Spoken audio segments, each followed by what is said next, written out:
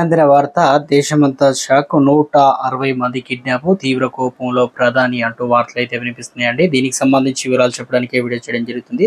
వీడియోని పూర్తిగా చూడండి, కంప్లీట్ ఇన్ఫర్మేషన్ అయితే మీకు అర్థమవుతుంది. చాలా మంది వీడియో చూస్తున్నారు కానీ సబ్స్క్రైబ్ మర్చిపోతున్నారండి. దయచేసి ఛానల్ సబ్స్క్రైబ్ చేసుకుని బెల్ ఐకాన్ ఆల్ పైన ట్యాప్ చేయండి. ఇటువంటి ఇంపార్టెంట్ ఇన్ఫర్మేషన్ మిస్ అవ్వకుండా మీ ఫోన్ నోటిఫికేషన్ రూపంలో వస్తుందండి.